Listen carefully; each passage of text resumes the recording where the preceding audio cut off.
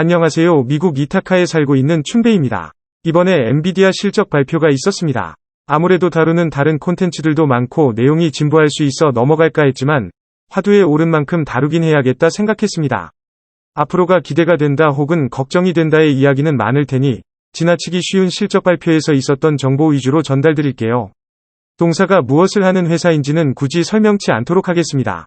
바로 실적 발표 내용으로 넘어갈게요. 이제 시작합니다. 일단 매출과 순이익 모두 시장의 예상치보다 높았습니다. 221억 불을 기록, 시장의 예상치 대비 약 7.6% 높았습니다. 반면 순이익도 예상치를 상회했죠. 결과적으로 좋은 실적을 선보였습니다. 그리고 주가 흐름도 유사했습니다. 보통 긍정적인 실적을 선보이더라도 향후 예상되는 실적에 대해서 보수적인 입장을 취한다면 주가가 떨어지는 경우가 많은데 그렇지는 않았습니다. 실적 발표에서 보여준 전망치는 시장의 예상치 범주에 들었고 톤 자체도 부정적인 내용을 포함하지 않으면서 시장 참여자들을 만족시켜 주었습니다. 사실상 이번 분기 매출이 전년 대비 265%가 올랐기에 부담이 있을 만도 한데 여러 부분에서 기대를 충족시켜 준 듯 합니다. 그러면 다음으로 실적 발표에서 있었던 핵심 내용들을 소개해 드리겠습니다. 첫 번째로 제품에 대한 이야기입니다.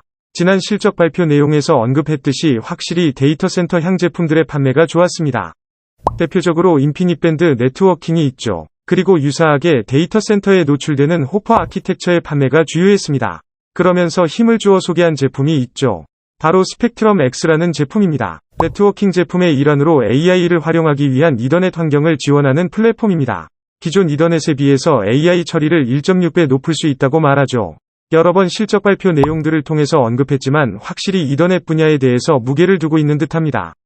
이더넷은 많은 기업들이 보안 이슈로 선호를 하는데 원래 데이터 손실 측면 문제 때문에 채택이 꺼려졌었죠. 특히나 요새와 같은 인공지능 시대에서 말이죠. 다만 인피니밴드를 포함해 위 스펙트럼 X 등 신제품들이 이 문제를 해소하게 되면서 이더넷 환경이 다시 주목을 받고 있습니다. 두 번째로 이번 실적 발표에서 동사가 바라보는 큰 성장 포인트 두 개를 소개했습니다. 첫 번째는 범용 컴퓨팅에서 가속 컴퓨팅으로의 전환입니다. 여기서 가속 컴퓨팅이라 하면 기존 CPU의 데이터 처리 장치인 DPU, 가속 장치인 GPU를 한데 묶어서 성능을 높인 제품입니다. 여기에 대한 배경으로 특이한 점을 하나 뽑았는데요. 그것은 클라우드 서비스 공급업체들이 데이터 센터의 감가상각 기간을 4년에서 6년으로 연장했다는 사실입니다. 실제로 한국의 네이버나 아마존이 감가상각 기간을 늘렸다는 소식을 접할 수 있죠. 그런데 이유로는 운영에 대한 효율을 늘리기 때문, 혹은 이것이 트렌드이기 때문이라는 이유밖에 없었습니다. 해석하기에 두 가지인 것 같습니다. 하나는 분명히 기존 업체들이 운영의 효율을 찾아간다는 것이죠. 이것은 사실 부정적인 이슈라 저는 해석했습니다. 기존 제품을 오래 써서 제품 판매 업체 입장에서 좋은 게 없죠. 그런데 엔비디아는 다르게 해석했습니다. 아마도 이런 이유인 듯 싶습니다. 기존 범용 컴퓨팅 방식은 CPU 중심이고 직렬 방식이기 때문에 데이터를 순차적으로 처리해야 했습니다. 이것은 속도의 한계를 부여할 뿐만 아니라 CPU가 획기적으로 나아지지 않는 한 데이터 처리는 여전히 한계에 직면할 테죠. 반면에 가속 컴퓨팅은 병렬 방식을 채택해 빠르게 데이터를 처리할 수 있다는 장점을 갖습니다. 이렇다 보니 감가상각 기간을 짧게 해 범용 컴퓨팅을 개선하는 것보다 가속 컴퓨팅을 도입하는 것이 합리적이게 되는 것입니다. 동시에 엔비디아가 말하기로는 에너지 효율, 처리 비용에서도 크게 우수하다는 것이 경쟁력이라 합니다. 이런 가속 컴퓨팅 전환으로의 시대적, 기술적 배경이 동회사의 성장 포인트라고 말합니다. 두 번째는 생성형 AI입니다. 여기서 예를 든 것은 생성형 인공지능 기업인 미드저니, 챗 GPT였죠. 설명은 길게 하지 않겠습니다. 결과적으로 생성형 AI가 빠르게 활용되고 있음을 언급했습니다. 그리고 또 하나, 엔비디아는 TD 코엔의 애널리스트에게 동사가 갖는 특징을 하나 언급했는데요. 바로 파트너를 직접 유치한다는 점입니다. 그러면서 언급한 것이 파트너사들의 업종입니다. 여기에는 의료, 금융회사들이 있었죠. 또 같이 언급한 것이 바로 로봇 쪽이었습니다. 최근 거대 로봇 회사들이 등장하면서 창고 로봇과 수술 로봇, 휴머노이드 로봇이 등장했음을 말했습니다.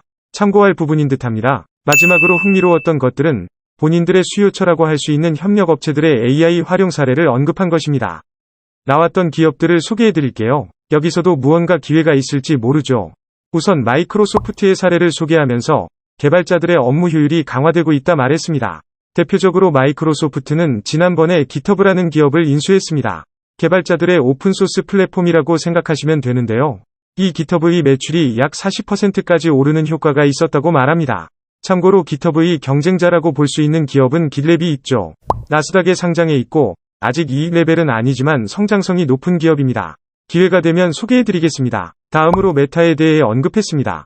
메타가 인공지능을 쓴 분야는 광고입니다. 더욱더 정확한 타겟 광고가 가능해지면서 광고주들의 수익에 기여했다고 말합니다. 다음으로 어도비, 데이터브릭, 게티, SAP, 스노우플레이크를 말했습니다.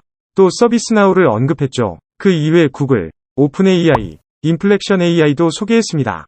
인플렉션 AI는 아직 비상장사입니다. 동시에 수많은 스타트업들을 언급했습니다. 어댑트, AI21, 캐릭터 AI, 코히어, 미스트랄, 퍼플렉시티, 런웨이라는 기업들을 언급했습니다. 여기에 거론된 기업들 중에 재미있게 관찰해왔던 기업들도 있고 처음 보는 기업들도 있습니다. 하지만 여러 분야에서 성장성을 찾아가는 기업들인 만큼 눈길이 가네요. 끝으로 1분기 실적 전망에 대해서 짧게 말씀드리고 끝을 내겠습니다. 일단 데이터 센터를 중심으로 한 시장에 대해서 긍정적인 전망을 내다보고 있고 1분기에는 총 그로스 마진이 약 76%를 기록할 것으로 예상하고 있습니다. 이는 갭 회계 기준입니다. 그리고 매출은 약 240억 달러를 전망하고 있습니다. 여기서 플러스, 마이너스 2% 수준을 예상하고 있죠. 240억 불은 이번 4분기 실적 발표 대비해서 10%가 성장하는 수치입니다. 매 분기 급격한 성장을 이룬다는 게 대단하네요. 다만 조금은 부정적으로 캐치할 수 있는 소식은 총 그로스 마진이 1분기 이후에는 70% 중반으로 돌아갈 수 있다는 점입니다. 이렇게 되면 총 마진이 약 1에서 2%가량 줄어들게 되죠. 그럼에도 불구하고 동사가 인정을 받는 이유는 급격한 성장 때문인 듯합니다. 야후 파이낸스에서 제공하는 자료 기준, 포워드 PER은 33배이죠. 다른 소프트웨어 회사들과 견주었을 때 비싸다고 말하기는 어렵습니다. 다만 시장에서 걱정하는 것은 이러한 성장성이 지속성이 있냐의 문제겠죠. 시장의 전망치는 긍정적인 레벨입니다. PEG라는 지표가 있는데요. PER을 연간 성장률로 나눈 숫자입니다. 야후 파이낸스에서는 5년 평균 예상치로 계산해 1.3을 제시하고 있습니다. 낮을수록 좋은 숫자죠. 사실 다른 기업들은 2를 넘는 경우도 많습니다. 이렇다 보니 한쪽에서는 여전히 싸지 않냐라는 말을 하시는 듯합니다. 생각하기 나름이지만 대단한 기업인 듯합니다. 엔비디아 실적 발표 내용은 여기까지입니다. 그러면 구독자분들 남은 겨울도 따뜻하고 행복하게 보내세요. 정보가 마음에 드셨다면 구독과 좋아요도 부탁드릴게요. 이상 이타카 교포 박춘배였습니다. 사랑해요 여러분.